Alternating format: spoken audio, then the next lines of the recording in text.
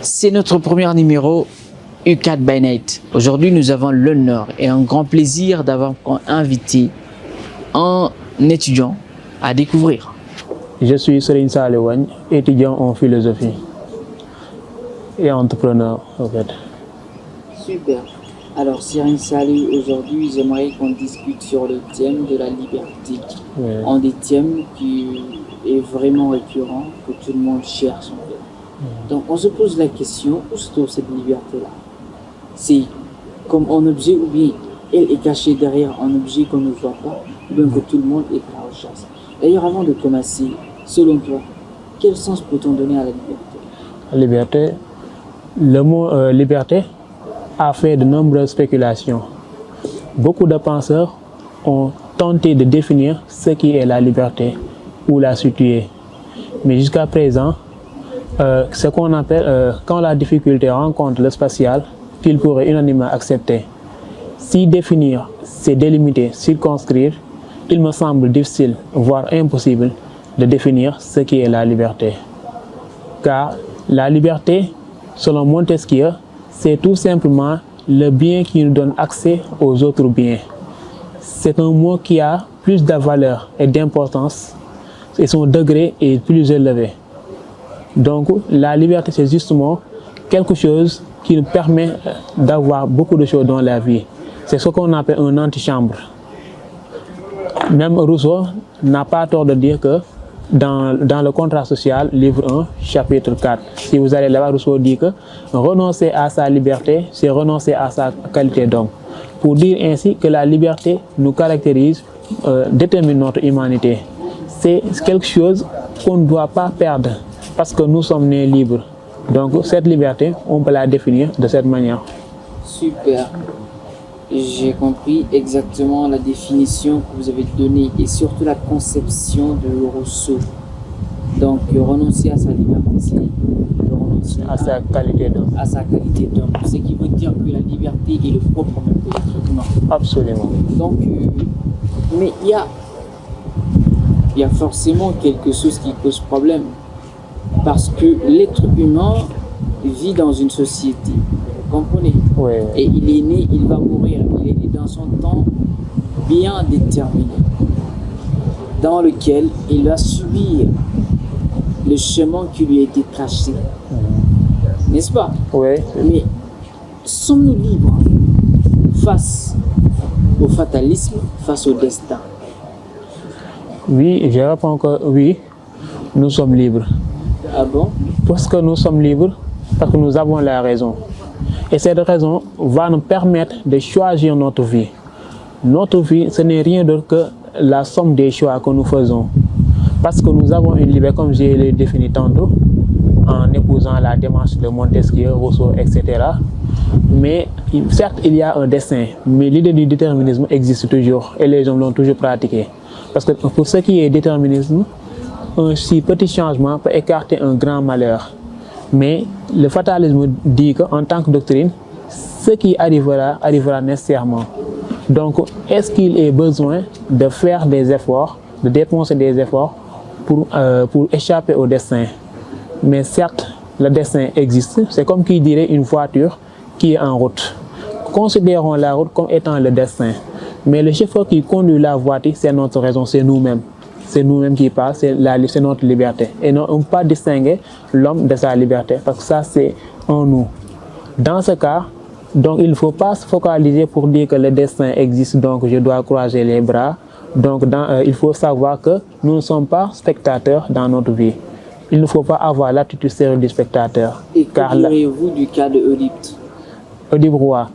Donc, Oedipe Roi, c'est un personnage dont parle Sophocle dans son ouvrage. D'ailleurs, c'est ça le titre, Oedipe Roi. Donc, l'autre là, je ne sais pas, Sigmund Freud a retracé l'histoire en orientant à sa manière. Mais ce que Sophocle dit dans Oedipe Roi, c'est justement une pièce théâtrale. C'est un ouvrage qui date de très loin. On entend souvent parler d'Oedipe Roi. Là, c'est un destin. Mais Oedipe tente de changer son destin après avoir des informations pour ce qui concerne ce qui va suivre à sa vie. Mais lui, il comprend effectivement, il tente d'utiliser sa raison puisqu'il est libre, mais peut-être il a échappé, il a échappé quelque chose qu'on appelle sa liberté. Parce que pour dire ainsi, parce que puisque son destin est tracé, mais lui il cherche à s'orienter. Raison pour laquelle il n'a pas échappé au destin. Évidemment, il n'a pas échappé au destin, mais lui, il a essayé.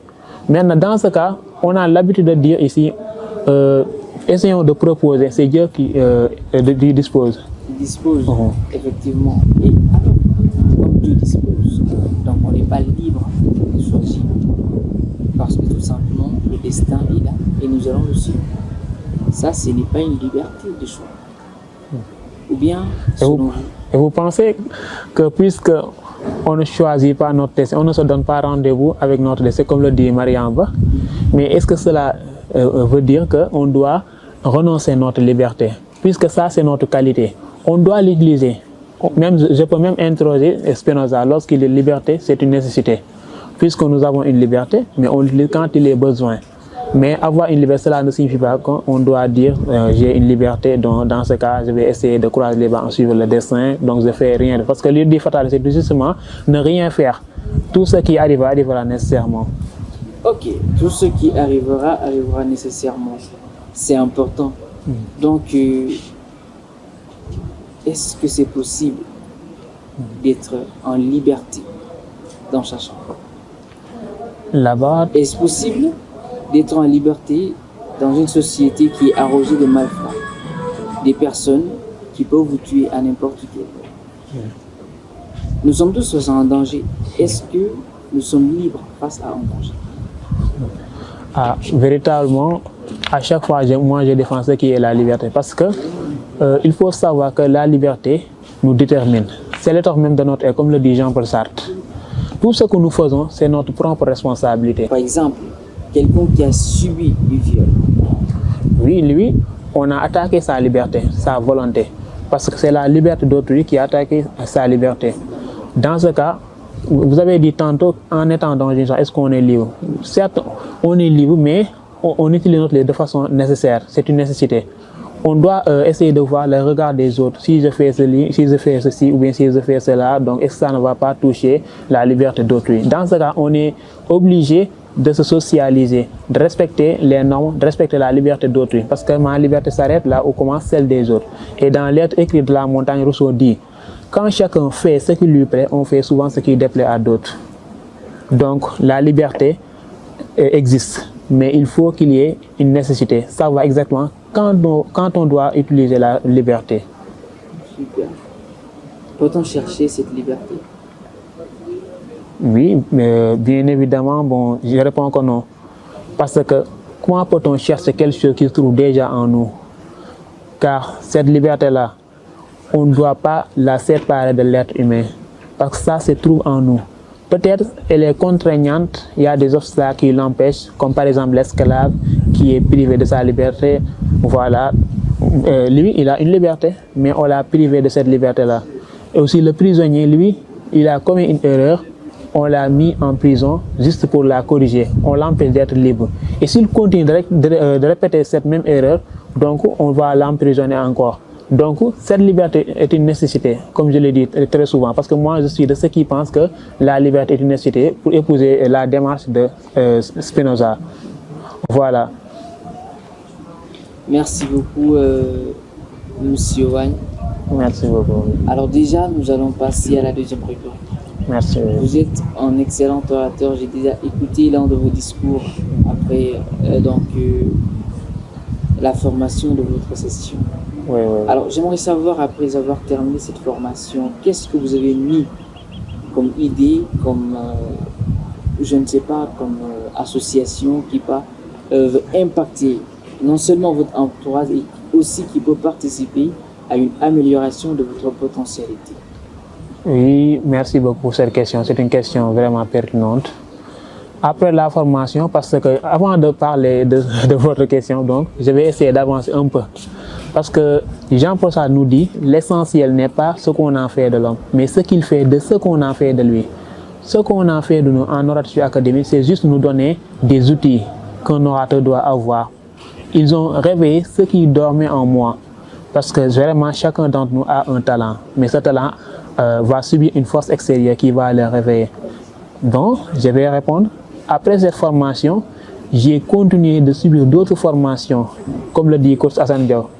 Moi, je lui avais parlé, donc j'ai l'idée déjà d'être un entrepreneur. Il m'a dit qu'il faut essayer de continuer de faire des formations. Dans ce cas, j'ai essayé de réaliser un projet et j'ai allé à Projet Kepar. C'était une plateforme qui va regrouper des jeunes entrepreneurs. Là-bas, on a fait une formation de 2 mois. C'était durant toutes les vacances, donc j'étais ici pour suivre la formation. Super. Cela va me permettre de mieux comprendre mon projet. Voilà. Super. Merci beaucoup pour la réponse pertinente de vos questions. Quel est votre mot de la fin? Bon, mon mot de la fin, c'est juste de dire aux jeunes étudiants, il n'est pas besoin d'étudier et rester seulement dans les études, mais il est besoin de se former, d'avoir un diplôme professionnel.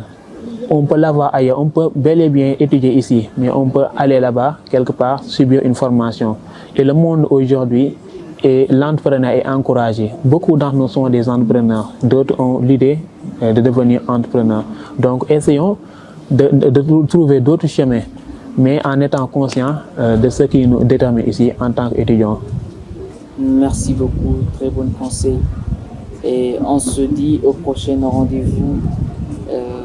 Monsieur Wagne, ça a été un immense plaisir aujourd'hui de vous entendre, surtout de vous prononcer sur la question de la liberté. On les tient très compliqué que vous nous avez accepté. C'est vraiment un immense plaisir comme ça, d'avoir accepté le choix donc de parler sur cette question de la liberté. Merci beaucoup encore une fois. Merci beaucoup à vous aussi. Merci beaucoup. Merci beaucoup. Nous voilà au terme de notre émission. On se dit rendez-vous au prochain épisode. Et surtout, n'oubliez pas à vous abonner.